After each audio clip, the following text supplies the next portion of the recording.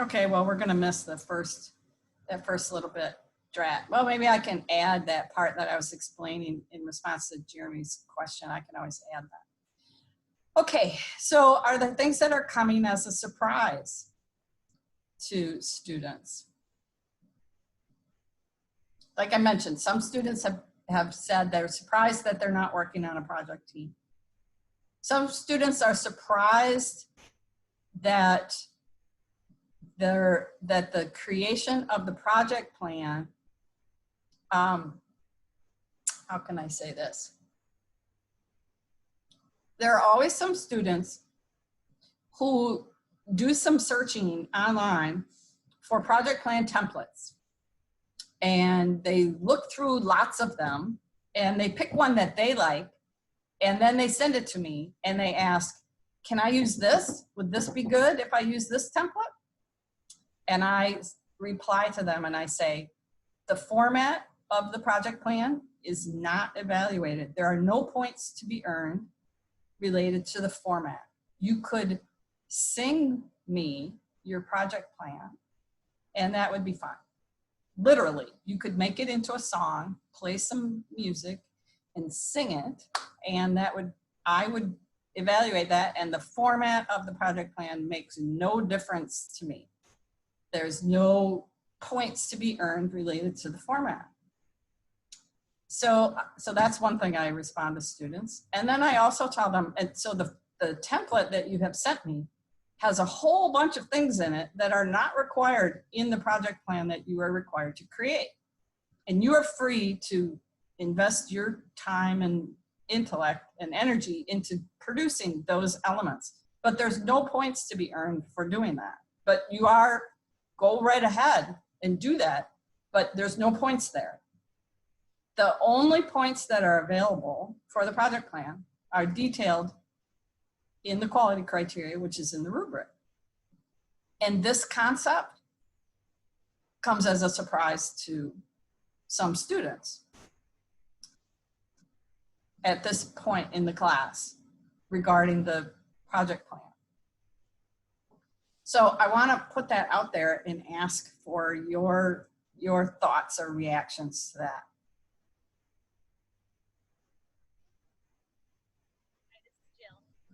Jill, go ahead. Yeah, we can barely hear you, Jill. Okay, let me try to change it. Hold on. Can you hear me now? Here, it's like I have my volume all the way up. For some reason, it's like you're whispering. Sorry. I'm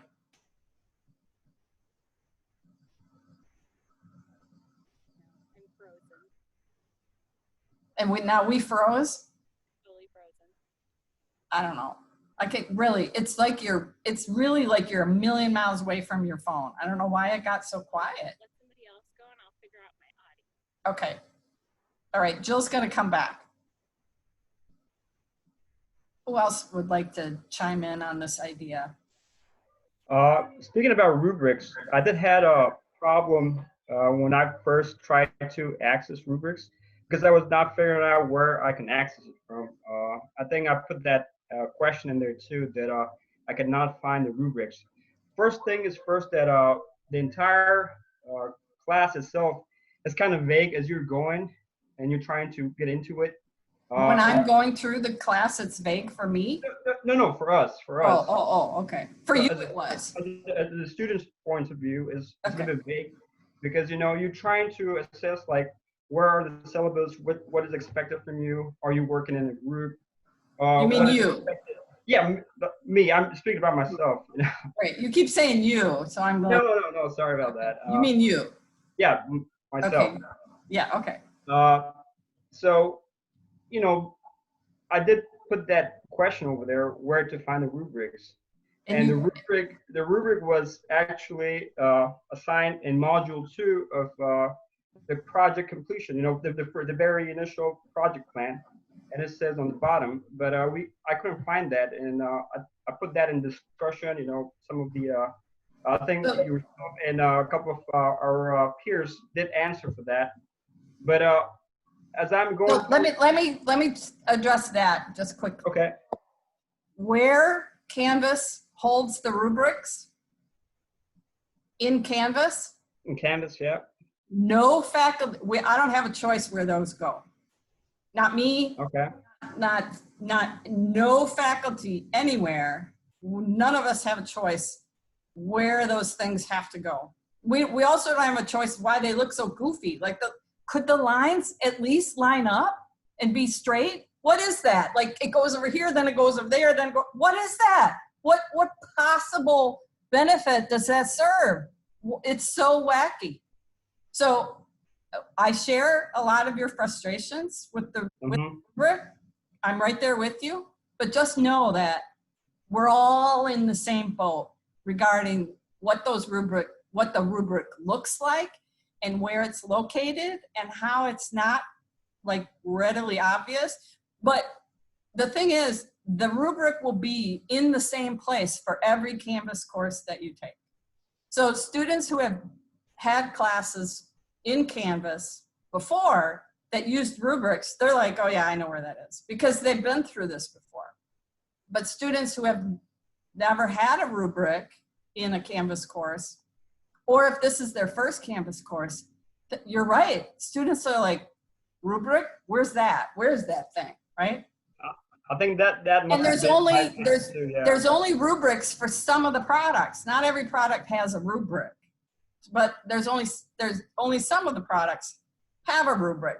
But then once you're in the assignment, it's right there. Like, you can't miss it unless you don't scroll down far enough. It's right there. But if you don't, that's where it is. You're like, where is this rubric thing?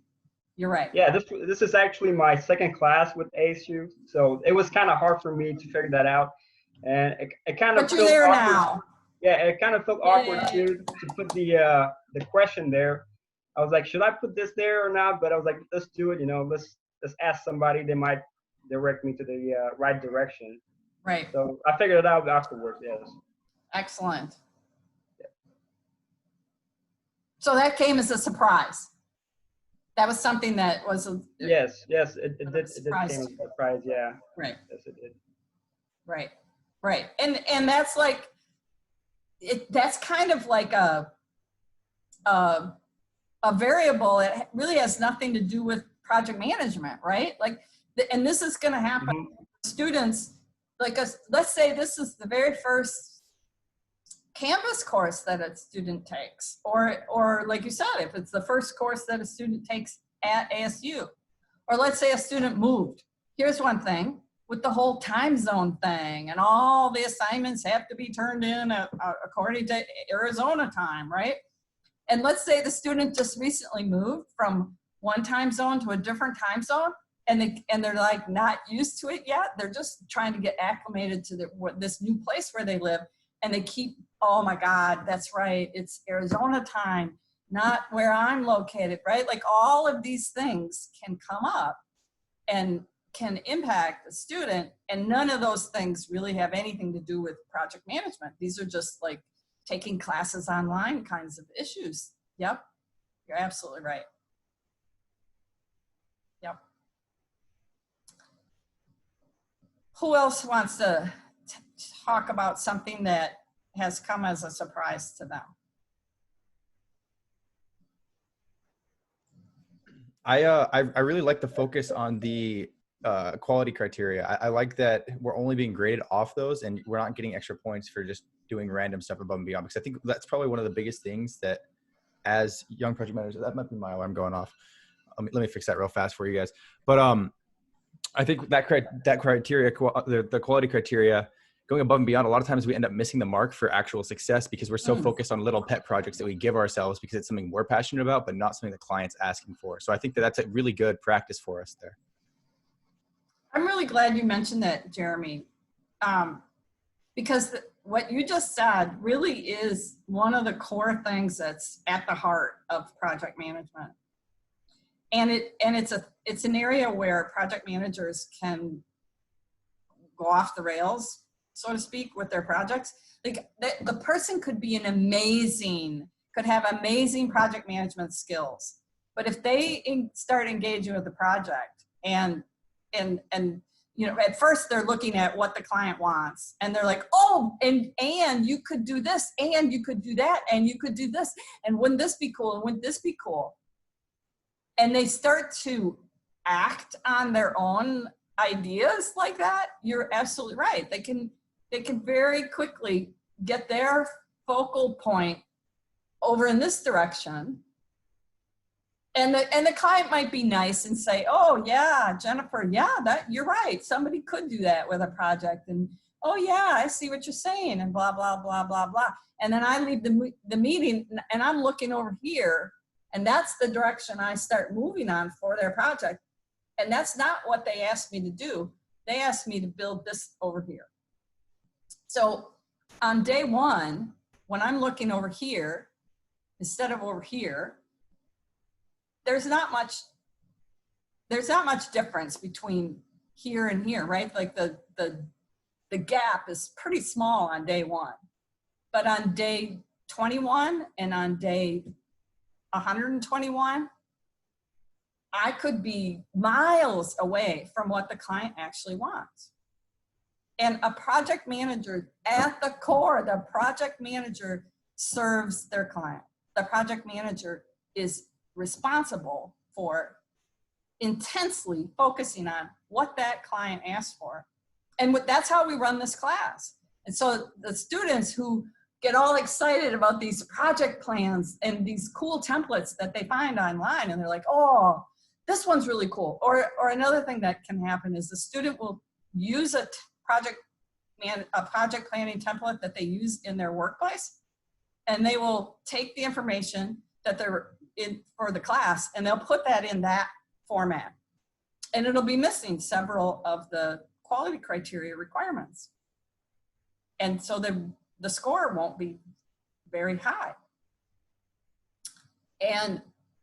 But they'll tell me, but I had this, and I had that, and it had this, and I know because I evaluated some other students' project plans, and they didn't have those things, so I should get the full points because I had all this other great, wonderful stuff. And I say, that is fantastic that you built out those other things, but there aren't any points available for that. Because the whole focus is to build the product that the client has requested, not the thing that you want to build for them. And that, at its core, that is something that is challenging for students in this class to actually do it. Like, they can talk about it, and they'll discuss it in the perusal assignments and explain it in the video quizzes and all that. But then when it comes time to actually do it, they won't do it. They'll say, no, I want to build my own project plan that looks and has the things in it that I want. I don't care about those things that the client has asked for. And that experience at the core, that is where a lot of project managers end up steering their projects toward failure instead of steering their projects toward success. And so that's why I have, and I'm sure you all have read it already because I use these analogies all the time. The analogy of either the wedding planner or the nanny. So the wedding planner is a kind of project manager. And imagine someone as a wedding planner who is working with their clients, and the clients explain everything that they want, what their budget is, where the location they want, the feel that they want out of the products that are going to be created. And the wedding planner is like, yeah, but then is like, just ignores some of that and creates for them what they want to create. That's not going to work, is it? I mean, that wedding planner's not going to be in business for very long, are they? And the same with a nanny. So a nanny is responsible for taking care of a child or some children. And there's a expectation of a certain kind of emotional commitment there for the child. And yet the rules and the quality criteria around taking care of that child, that has to align with the guardian or the parent of the child. So if the guardian or the parent says, oh yeah, watching TV 16 hours a day. I think that's a great idea. Eating gummy bears and pudding for breakfast and I don't know, I'm trying to think of some more nonsense things, right? Like Kit Kats and soda for lunch. That's great, right? Like the nanny can't go, no, I'm not going to do that. I'm going to set up some learning time, some artistic time, some sleep, relax time, right? I'm going to set up these different things that we're going to do each day. If that's not what the parent or the guardian's looking for, that's the nanny doesn't have the freedom to just do whatever they want. And the project manager is in the same kind of a job where they can't just do whatever they want. So that comes as a surprise to some students in this class, where they're in this class and they're treating the class like they're supposed to just learn the concepts, but they're not actually supposed to practice the concepts. So that comes as a surprise. Jill, are you parked? I don't want you to try to driving. Oh, your sound is a little I don't louder. think it's gonna work. No, Is your it sound better? is, yeah, it's much louder now. Did you put the I sound got her. in the vehicle? Yeah, I did. I'm not driving, guys. Don't worry. I'm parked. Okay, good, you're parked. All right, so you were gonna tell us about you found. I think I was gonna ask. Okay, so I've noticed that, well, I'm new to project management or viewing myself as a project manager. So now I'm reprocessing all of these things that I've done. And I work at Starbucks, and I feel like every day is 5 contingencies upon, 3 more. So I really deal with that often. So, but sometimes I feel like I can't even deal with one more. And what I'm gathering with project management is that maybe it's like that a lot. And it sounds like you're kind of a solo act, but then you have, I don't know, consultants almost. It seems like that. So I guess my question is, what are some of the things that you do to manage the stress of filtering all those contingencies in a way that produces a quality product rather than a product with holes in it due to all the adjustments you've made? Right. Well, one thing when it comes to dealing with contingencies is that there's a difference. I react to them differently, and they impact my stress level differently when I expect them. So if I tell myself the way a day is going to go, oh, it's going to be like this, and then this is going to happen, and right, like that's like a little mini project plan, right? Like this is this, and then this, and this, and I don't acknowledge the reality of contingencies at all in that. I'm setting myself up for, right? So when I go into whatever the project plan is for the activity, like if it's an activity or a day or a class. So when I'm planning for a class, I can't be like, oh, okay, I got this problem. The problem, there had been a serious problem with students receiving and using their perusal codes well with this class. So, but I can't assume, oh, that problem's solved, not going to happen anymore, right? Like that's setting myself up for failure.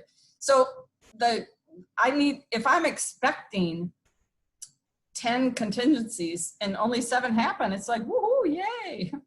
But if I'm expecting 0, that's not very realistic of me.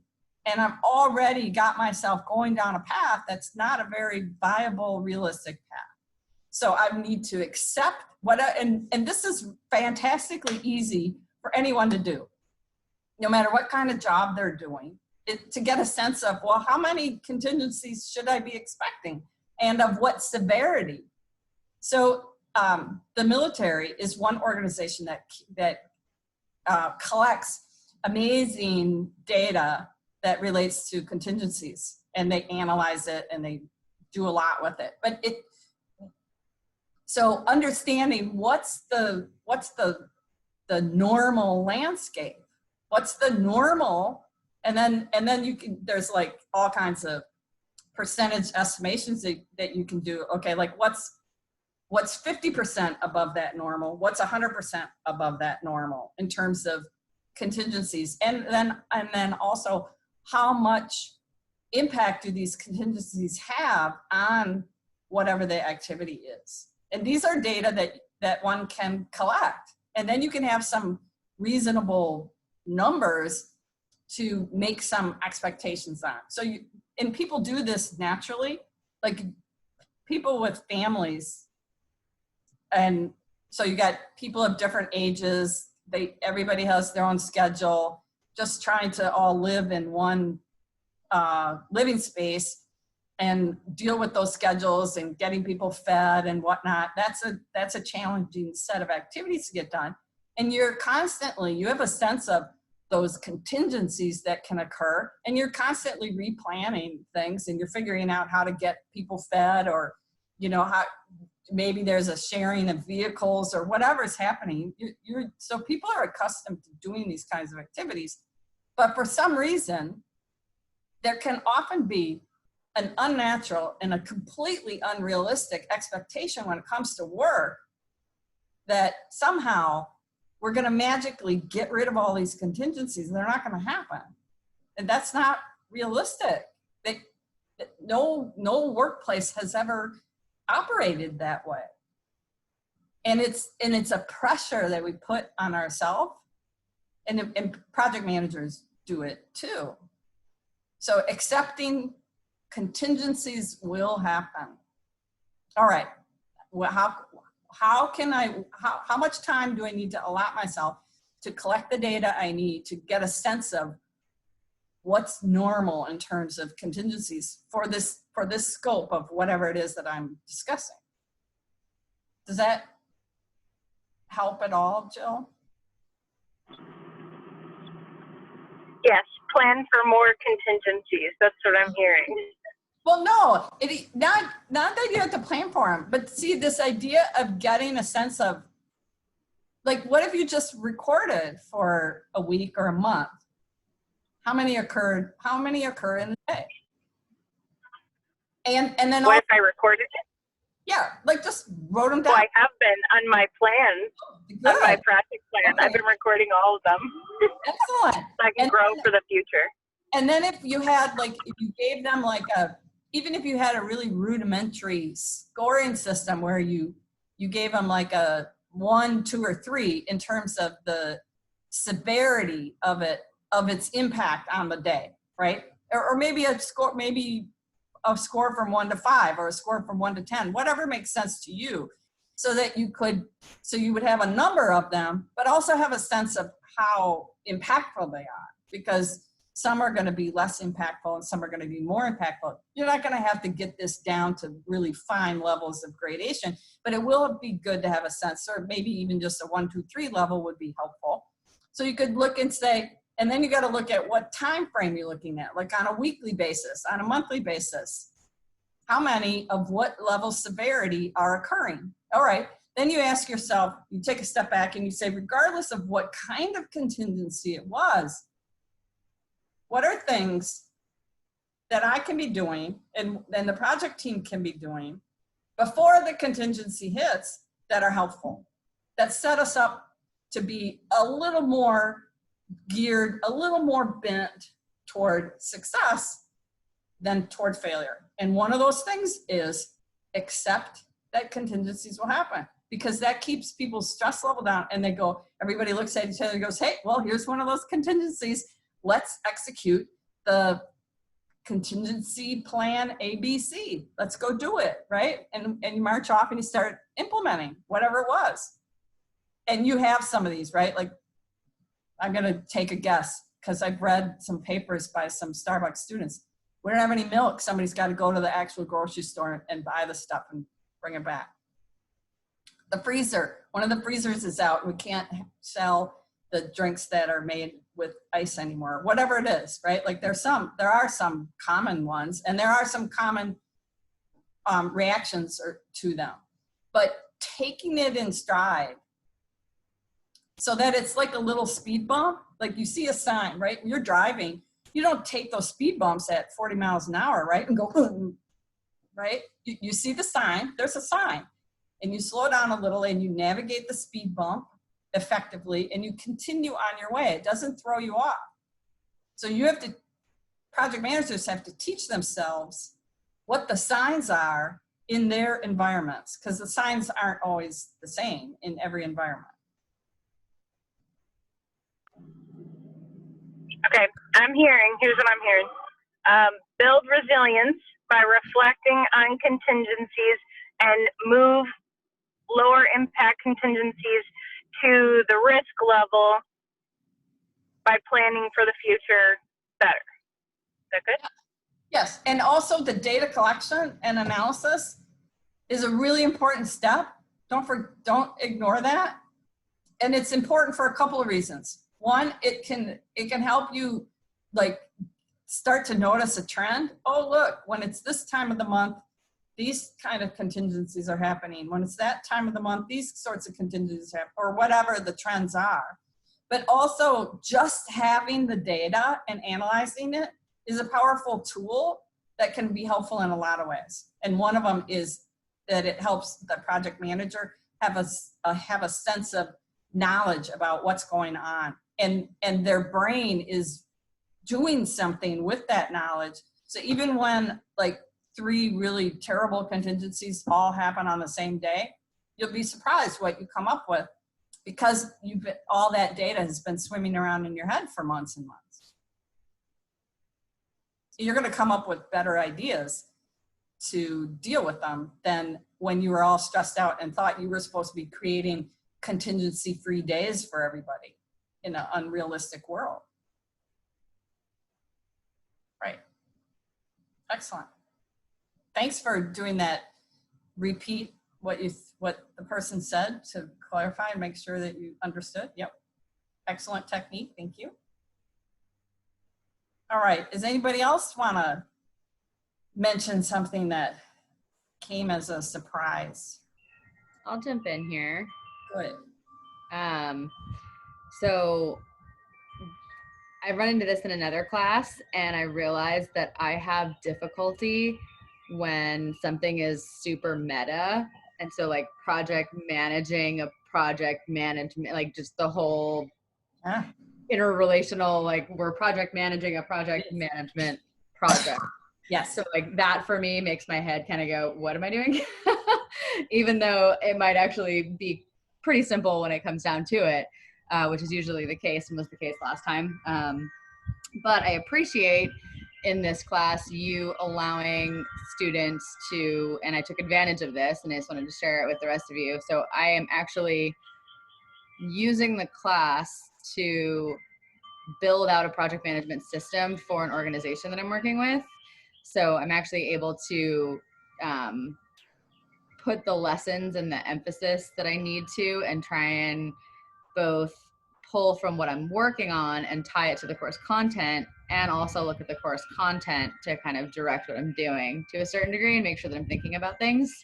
So that's been really helpful for me to have an actual like tangible thing that I'm working on. Otherwise the project management noodle, just like my brain does not cooperate.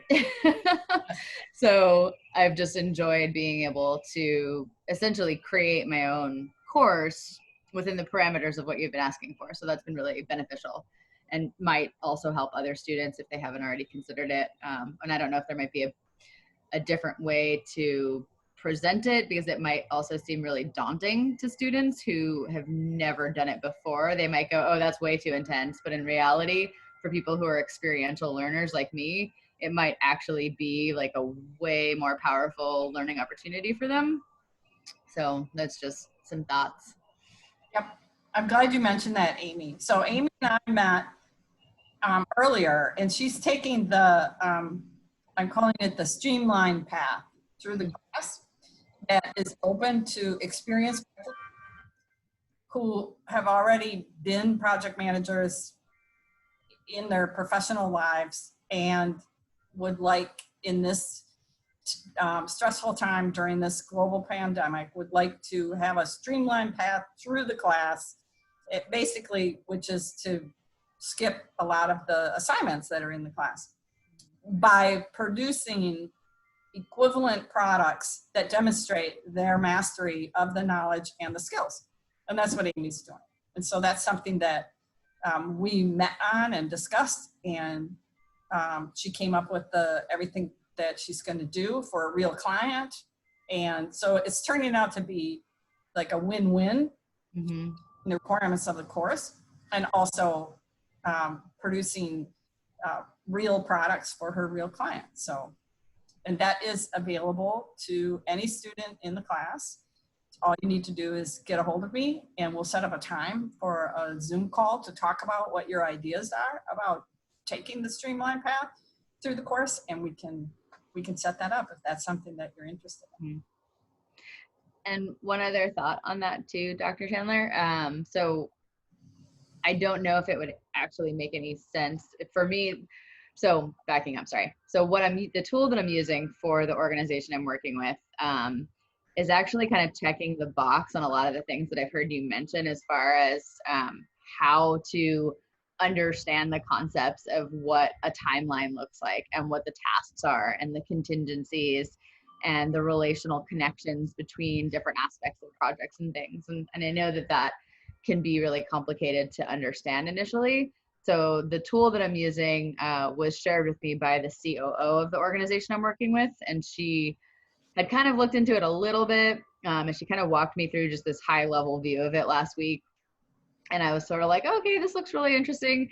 And then I ended up going online and watching a couple of tutorial videos on it. And I was like, holy cow, this is the coolest thing ever. And I need to dive in and learn more. And it's totally customizable. So there's even a possibility that might be a good way, because there's also templates in there, but they're customizable templates. So there might be a template, and I can send this to you if you want to take a peek at it. It's super cool. I was actually going to send it to you earlier, and then I was on another call, but that aside, it can basically outline everything that like we want to share with people in the class, and then you can take it and build in your own project, so students can like put all the courses or all the assignments for the class, or build out their own project within it. And for me, because I'm just such an experiential learner, like I have to do something in order to get it. If somebody tries to show me something, I'm like, that's great, move out of the way, like let me try.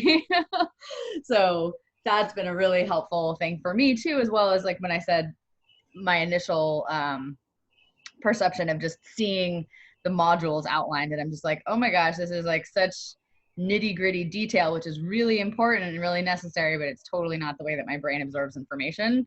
So being able to have an actual software tool to do it with was really helpful. And maybe there might be, I've heard other students having some confusion of like, I've read everything, I still don't get it.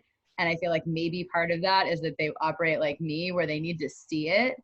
Right. So this might be a cool tool to offer, whether it's, still now students could still jump in there. It's super easy to just, it's very intuitive. Like it's intuitive the way an iPhone is intuitive to use, where it's like there's little icons and buttons to use, and like it's really visually very streamlined too. So just a thought, I'd like to share that with you if you want it. Absolutely, that's fantastic. I bet you there will be some students who that'll work out really well for. Thank you.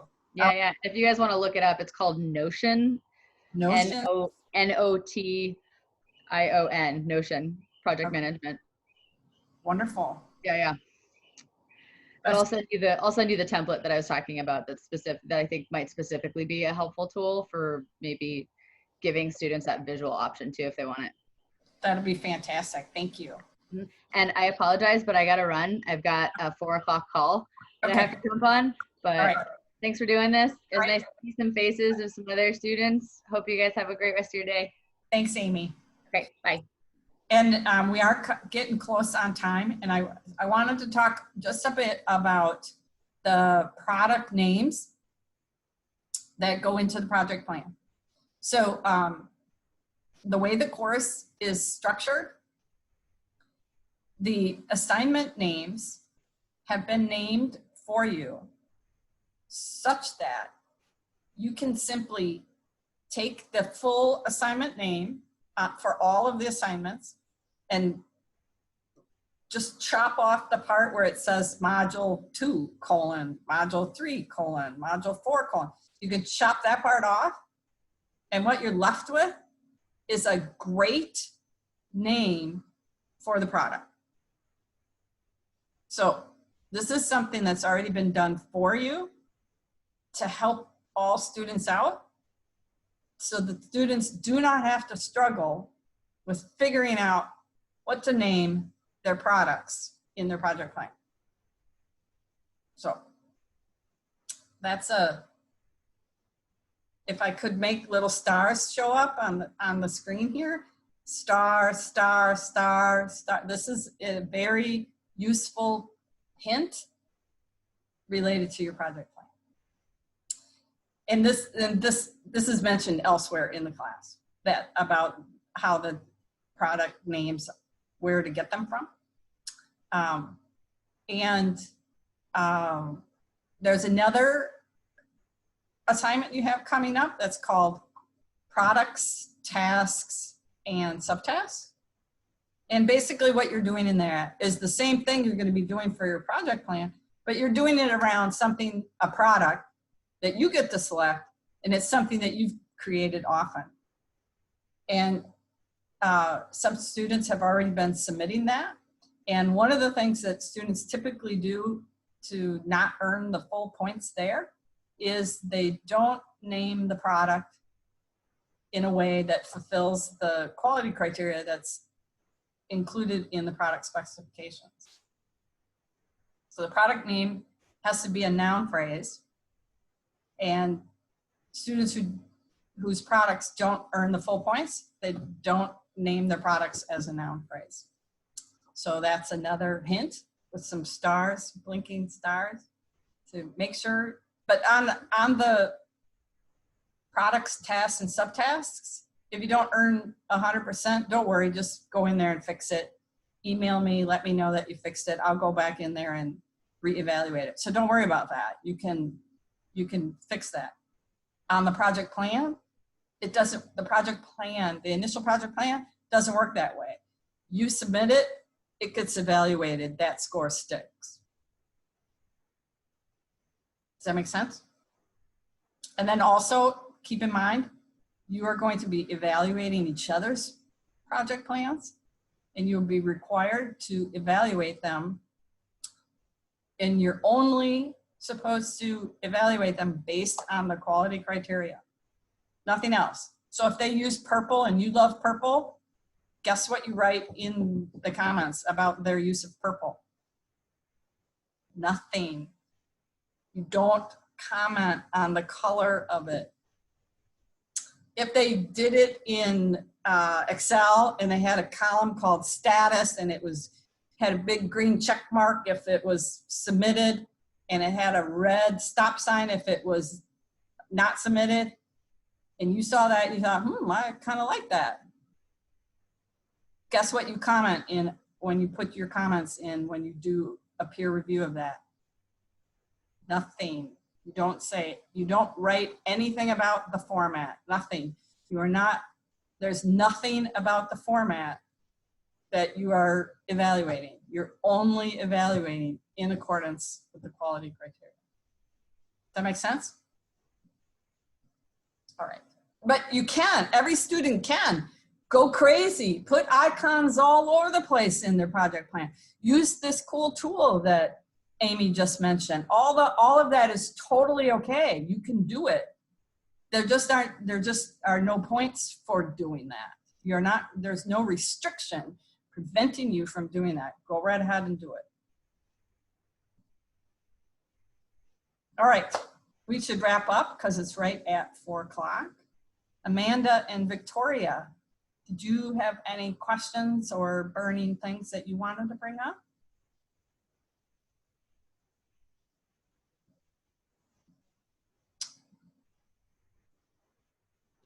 I got a question, man. Yes. Is this the entire class or just a set of group that you just spoke with? Are we like in one group or is just this entire class right now? Like us all. It was like 7, 8 people, including yourself. How many students are in the class? Yes, yes. Oh, there's about 120 students in the class. And only 7 people showed up. Yeah, this isn't required that students attend. Right. Okay, no worries. Right.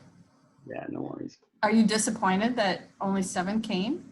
Oh no, I thought it was just only our group of 8 people that is participating with this. I didn't know if it was the entire class or not. Right. No, it would get pretty challenging to try to have everyone's questions. No, it's just, these are scheduled at a time that works for me. And I know that sounds terrible, but that's why they're recorded, and it will be, the recording will be made into a video quiz, and that video quiz is going to show up as an assignment that's due in a couple of days. But yeah, I know this time doesn't work for everyone to do a live session, right? Students who are parents and have their little ones at home that are doing things with them, right? People who are working from home have all their schedules to deal with, right? This is not, it's not a mandatory session, and the students who come, I'm grateful for the students who can come, but yeah, it doesn't work out for everybody's schedule. And then there's also students that I'm meeting with one-on-one individually, either on a phone call or in a Zoom session. I've already had lots of those with students, and during the rest of the class, I'll have a lot more. And anybody is free to ask for one of those at any time. And I'll do multiples. You're not restricted to only like one call with me. And in those calls or Zoom sessions, however we do them, you are completely free to complain, fetch, vent, whatever you want to call it. That's like you did a little earlier about the rubrics. Where are the rubrics? I'm on the rubrics, right? Like that's totally fine.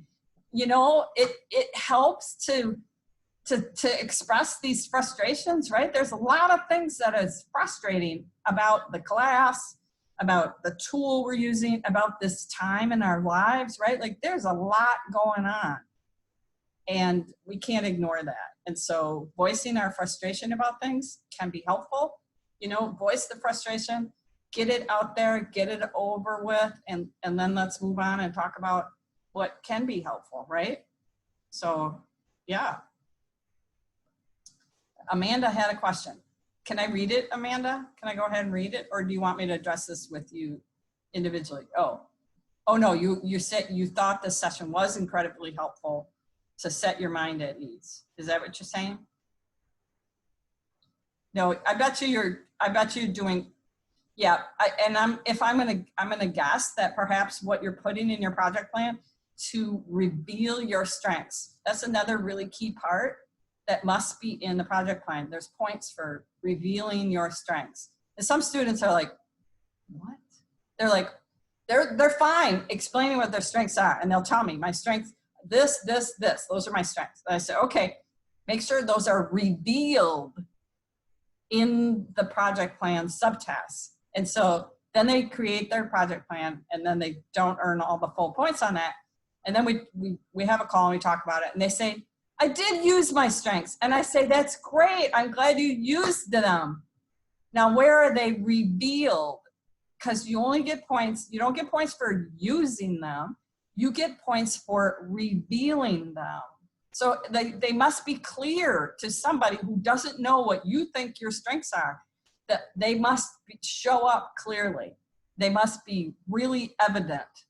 So that revealing what your strengths are, that's not something that students typically are asked to do in a class. They're asked to use their strengths, but they're not typically asked to reveal their strengths. And what I'm asking you to do here is use them. Yep, good.